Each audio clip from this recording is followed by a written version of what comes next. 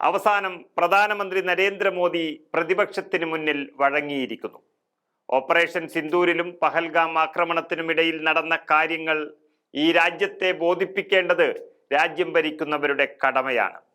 അതിലെ എല്ലാ കാര്യങ്ങളും ജനങ്ങളുടെ മുന്നിൽ തുറന്നു പറയണം. അവർക്കുള്ള സംശയങ്ങൾ ഉന്നയിക്കുമ്പോൾ അതിന് മറുപടി നൽകി സംശയങ്ങൾ ദൂരീകരിക്കണം.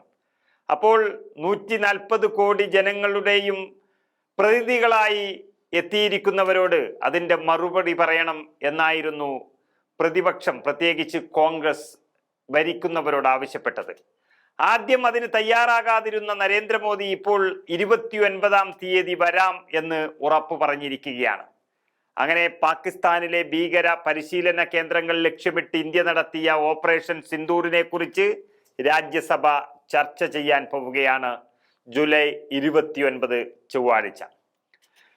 പ്രധാനമന്ത്രി നരേന്ദ്രമോദി നേരിട്ടെത്തി ചർച്ചയിൽ പങ്കെടുത്ത് സംസാരിക്കുമെന്നാണ് റിപ്പോർട്ട് ചെയ്തിരിക്കുന്നത്.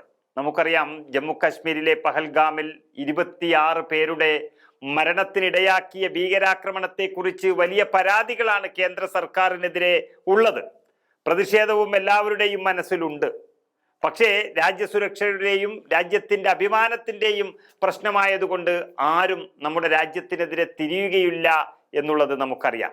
പക്ഷേ എല്ലാം കഴിഞ്ഞതിന് ശേഷം വലിയ പ്രചരണവും BJPയുടെ വിജയമായി ഒക്കെ ഇതിനെ മാറ്റാനുള്ളൊരു വ്യഗ്രതയാണ് പാർട്ടി ഭാഗത്തു നിന്നും ഉണ്ടായിരിക്കുന്നത്.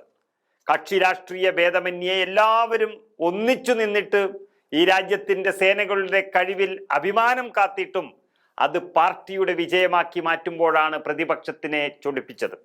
അങ്ങനെ നമ്മുടെ രാജ്യത്തിൻ്റെ അഭിമാനത്തിനേറ്റ ക്ഷതത്തിന് മറുപടിയായാണ് കര, വ്യോമ, നാവിക സേനകളുടെ നേതൃത്വത്തിൽ ഇന്ത്യ ഓപ്പറേഷൻ സിന്ദൂർ നടത്തിയ കാര്യങ്ങളെല്ലാം ഭംഗിയാണെങ്കിലും പാകിസ്ഥാനിൽ നടത്തിയ സായുധ സേനയുടെ നടപടിയെക്കുറിച്ച് പ്രധാനമന്ത്രി പാർലമെന്റിൽ സംസാരിക്കണമെന്നാവശ്യപ്പെട്ട് പ്രതിപക്ഷം നേരത്തെ തന്നെ രംഗത്തെത്തിയതാണ്.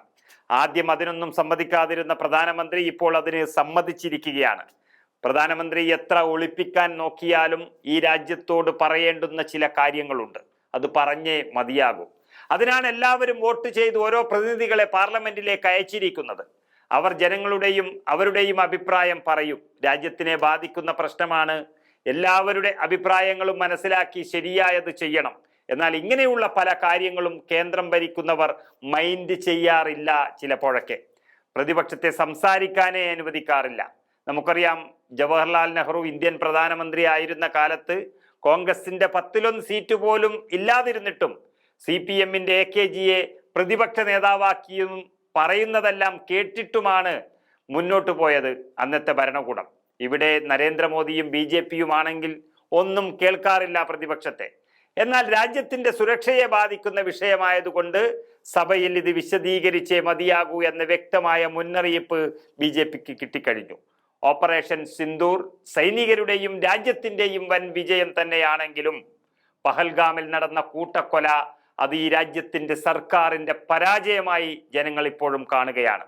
അപ്പോൾ ഒരു ഒളിച്ചോട്ടത്തിന് ആഗ്രഹിച്ച BJP അവസാനം പിടിച്ചു നിൽക്കാൻ കഴിയാതെയാണ് പ്രധാനമന്ത്രിയെ സഭയിൽ കൊണ്ടിരുത്തുന്നത്. ലോകം ചുറ്റുന്നതിനിടയിൽ ചൊവ്വാഴ്ച നരേന്ദ്രമോദി രാജ്യസഭയിൽ എത്തുമെന്നാണ് റിപ്പോർട്ടിൽ പറയുന്നത്.